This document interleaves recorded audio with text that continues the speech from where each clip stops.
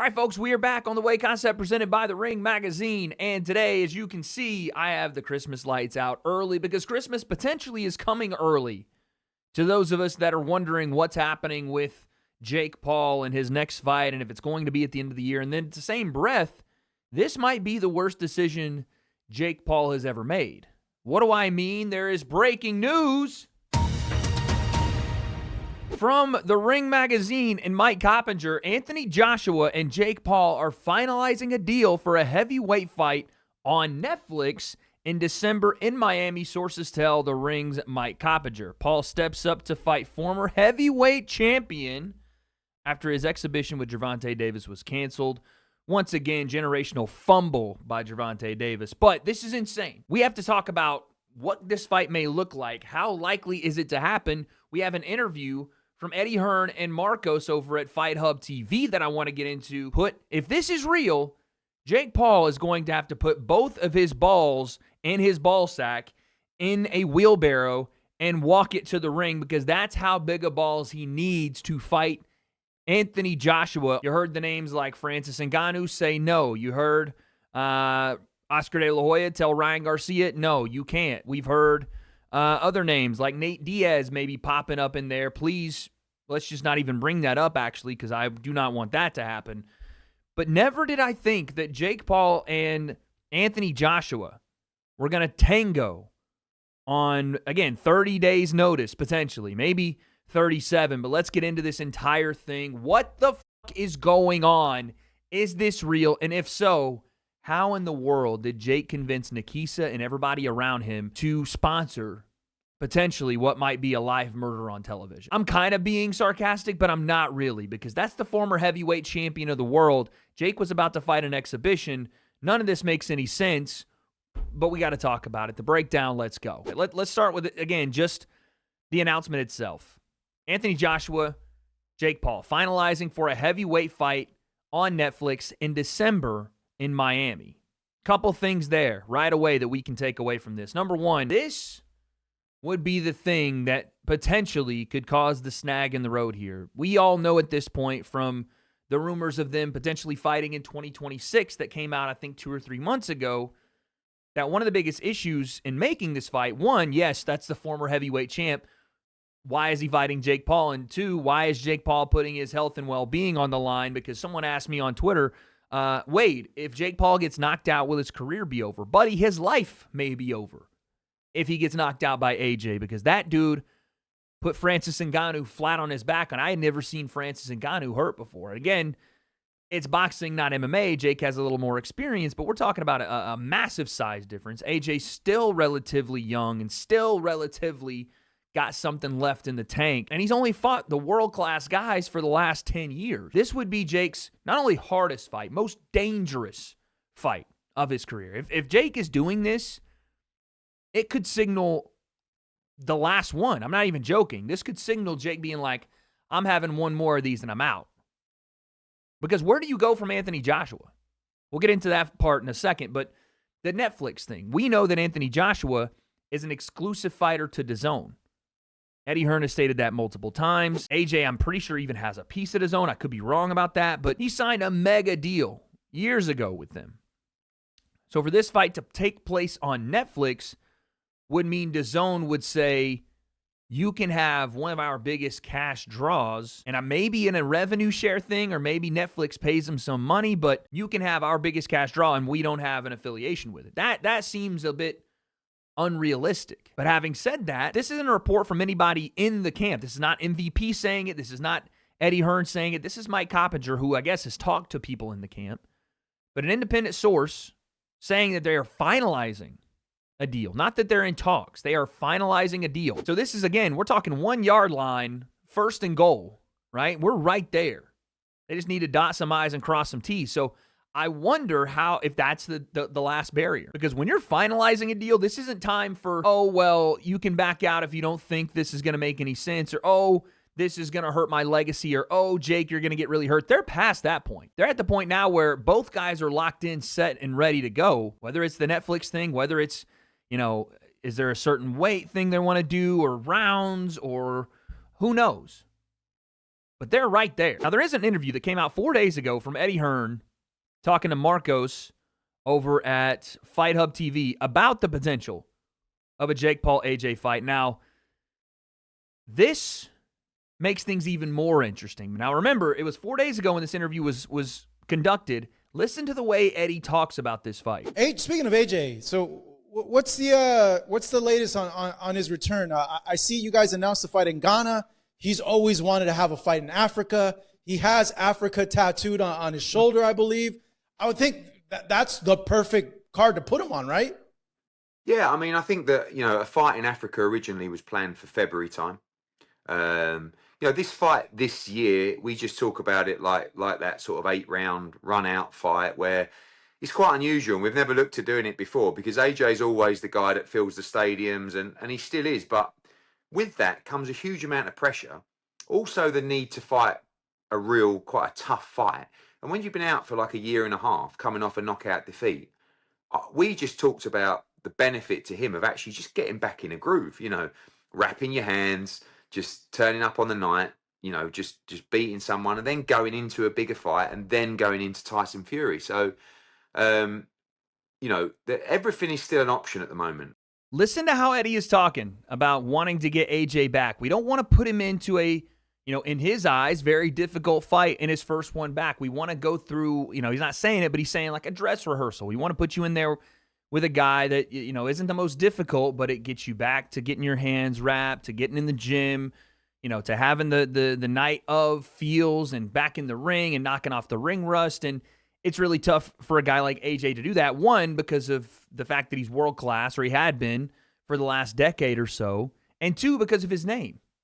AJ can't fight a lot of no-name guys, especially if they're not in the top 5, 10 at heavyweight. And those guys, even if they don't have a big name, can be trouble. So that is kind of the dichotomy of trying to get an AJ fight.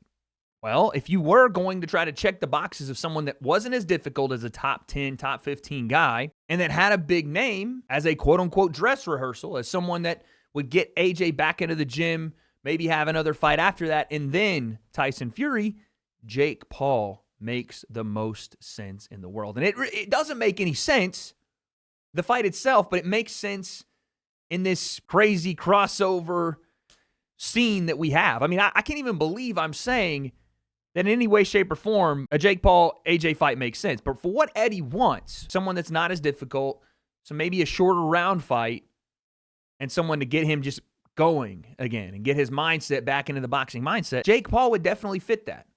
And again, if it's on Netflix, that's a massive fight. So the decision's on him, or do you guys already know? Yeah, I think that there are a lot of conversations at the moment. There's conversations with His Excellency about that plan in 2026. Of course, there's a couple of preliminary Jake Paul discussions.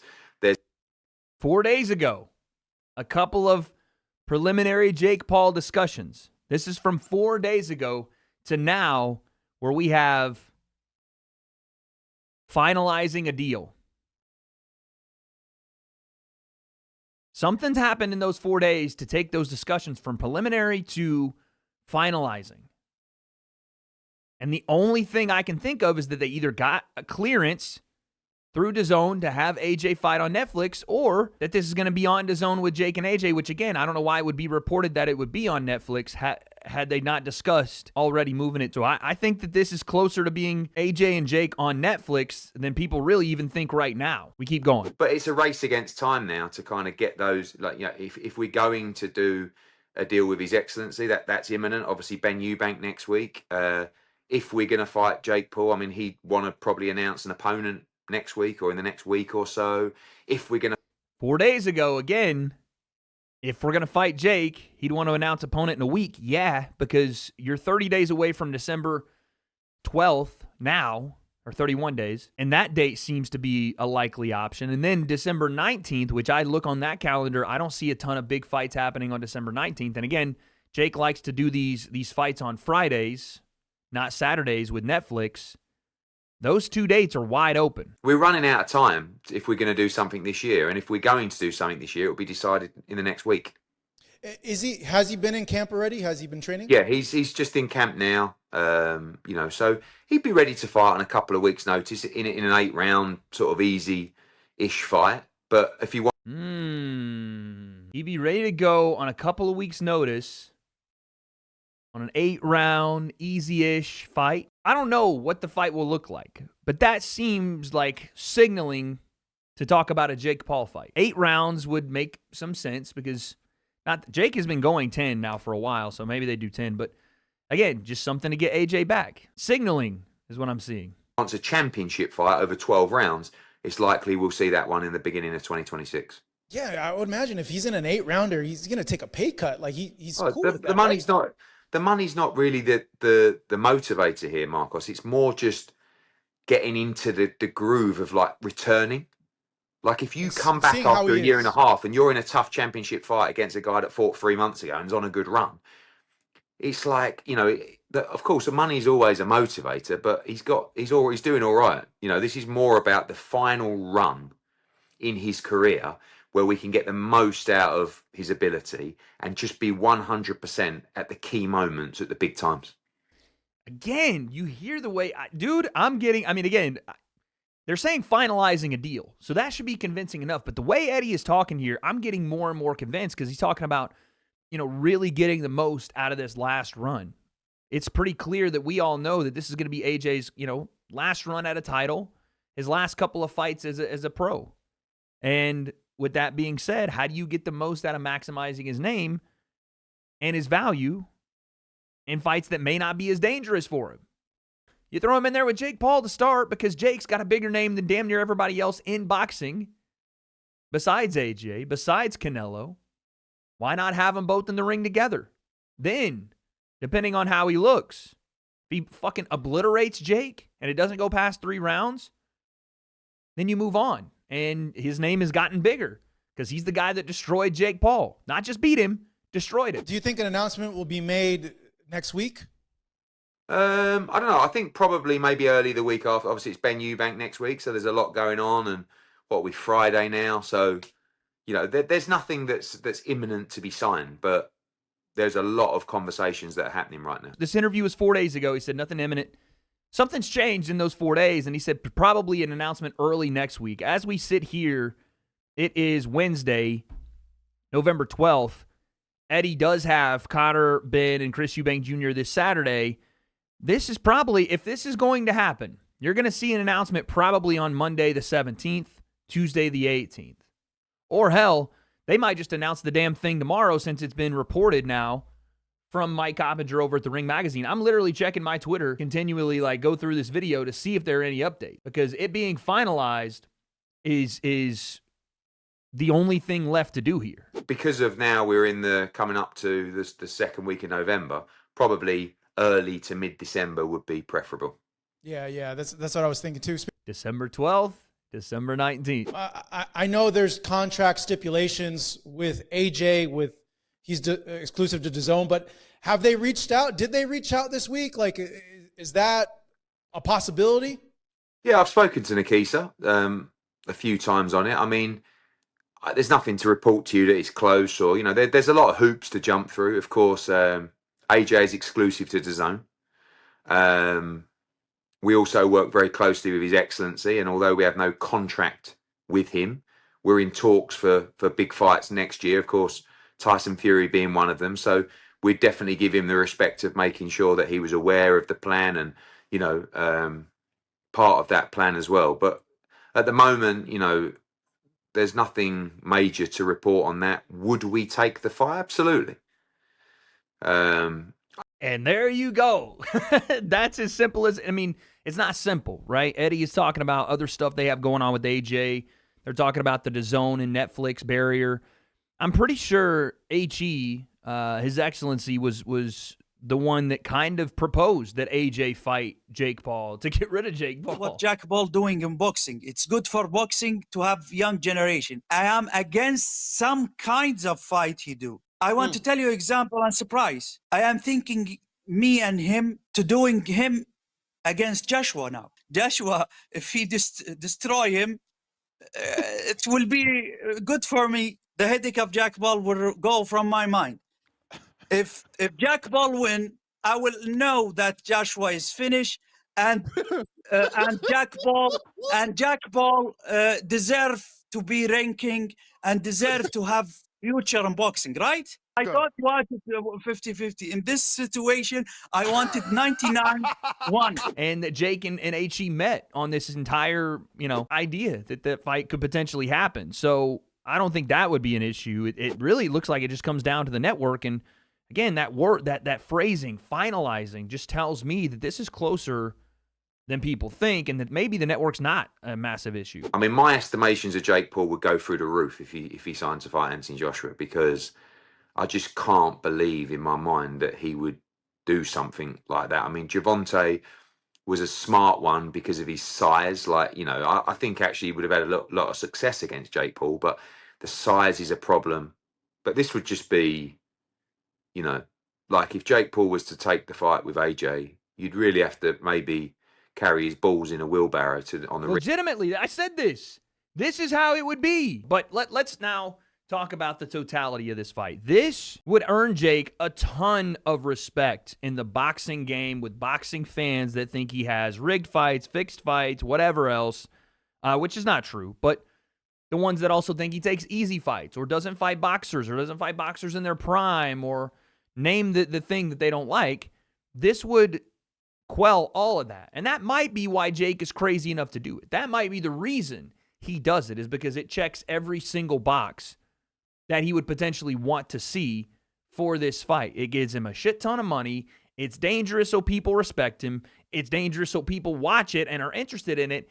And if he does in some way perform better than people expect, then he gets another badge of honor outside of just taking the fight. Now, the fight itself is a fucking ridiculous one for Jake Paul. It is a guy he has never had any sort of comparison of a fighter to, right? He's fought guys smaller than him. He's fought guys, somewhat same size. And then, Mike was a lot heavier, but that was not really, because Mike was 58. There has not been a guy that has every statistical attribute that Jake doesn't have: height, size, power. Usually Jake's separator is his power and his size. You're talking about a guy that's somewhat still, I wouldn't say that AJ's in his prime, but somewhat still relatively good for what he is. He's still a pro boxer. He is still at the top of the game in terms of top 10 in the world. And he's a guy that's for sure more dangerous than anyone Jake has ever seen, sparred, all of it. AJ is a destroyer. No pun intended. That's what he is at his best. If Jake were to beat Anthony Joshua, that would be almost legacy killing. I'm not going to lie. That would be awful. But that's like pie in the sky scenario, because when I sit down and I think about this fight, the one thing that can't leave my brain is, I know it was a different fight. I know it was a different way. I know it was a different Jake Paul, but he couldn't hurt Tommy Fury. He couldn't beat Tommy Fury. And Tommy Fury's nowhere near the level AJ is. And maybe Boxing Masters doesn't work out that way, but it doesn't make any sense. It doesn't compute up here. Logic and reason don't say on any way Jake Paul wins this fight, and maybe doesn't even come out of the fight standing. And what Eddie said there should strike a real reality into anyone that thinks this is some exhibition kind of play about. AJ's not going to go in there and play with Jake Paul. He's not going to go in there and play the game or whatever you think is about to happen. He's going to go in there and try to kill him within the rules of the Marcus of Queensberry. Been doing this a lot longer. Experience is there. Power's there. Skill is there. With all that being said, and I do believe AJ could and probably should knock Jake Paul out. But if this thing does get finalized and we get a date, and this happens in December, and Jake Paul not only gets to the fight, it's fight night, he's walking to the ring. If he survives, I would say more than 3 rounds, that's a victory. And I'm not saying a victory as far as like he wins the fight, but that is respectable. That would, in I think many people's estimation, be like, okay, that's fucking crazy you did that. If he survived the whole fight, that would be unthinkable for someone of his, relatively new to boxing skill set. And I say new to boxing, he's been doing it for years now, but not on the same level or anywhere near the same level as AJ. You're talking about a former heavyweight champion of the world. On any other universe, on any other world, in any other universe, this doesn't make sense. We live in the craziest offshoot timeline in this universe dimension. We're the offset. We're the offshoot Earth where all the crazy shit happens. I'm telling you. And never would I ever thought this fight would have happened when this whole, crossover influencer boxing thing happened. But if this is real and they actually finalize this is going to be detrimental to Jake Paul's health, I think. And I'm kind of shocked that they actually, like, his team, Nikisa, those people, fair play, they let their fighter decide, and Jake is headstrong on these things, and he understands the value in being the underdog here. But I'm surprised they're letting this one happen, especially when you're preparing for Gervonta Davis. You're sparring 130, 135, 140, 147 pounders. To then try to, in a matter of, if it were going to go down a month from today, you're talking 4 weeks, maybe 5 weeks, to change everything about your camp.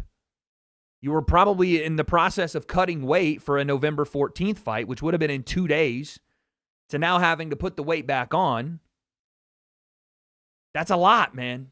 That's a lot. And then at the end of the road, your reward is going and fighting Anthony Joshua, who the last time a guy that wasn't as good or was very green in boxing, and by the way, was 265 pounds and 6'4", stepped in with him, AJ absolutely destroyed Francis Ngannou. Speaking of Francis, what a fucking bag fumble from Francis Ngannou. A guy that felt disrespected by the offer, apparently, or the inclination that he'd fight Jake Paul, that he was above that. But the guy that knocked him flat out cold is like, sure, Jake wants to challenge himself, come get this work. I respect the hell out of Jake for doing this. I would not have advised it. I don't think he should do it. I think it's going to end very badly for him. And I don't mean just on the night. I think this is the most dangerous fight you can take. Like, detrimental to future health type of situation. Because again, like Eddie said, AJ's not going to come in there and play around. He's going to take this as serious as he needs to, for sure. But that's all I got right now. I'm looking on Twitter. I don't see anything new. We're in the finalizing a deal stage. I am interested. And you know why? Because it's dangerous. Because it invokes the idea that Jake's going to get absolutely fucking flatlined, which the people that don't like him are going to watch to see. It invokes the boxing versus Jake thing again. It's heavyweight boxing. It's Anthony Joshua. It's a crazy, chaotic matchup. And everybody, I think, will tune into this even more so than they would have for Jake and Gervonta. Those are my thoughts. If anything new happens, I'll update you guys. But this thing is like I said, right on the 1 yard line. I know the Jake Paul Canelo Alvarez fight was in the same kind of right at the 1 yard line thing before Canelo ended up signing with Turkey. Maybe something like that happens in this case. I'm not sure. But regardless, the announcement is from the Ring Magazine and Mike Coppinger that AJ and Jake Paul are finalizing a deal set for December, Miami, Netflix, heavyweight, pro bout. Eddie Hearn saying maybe 8-round or something like that. What really happens here? I don't have those answers, but I feel like we're going to get them very, very soon. So, I guess we'll find out.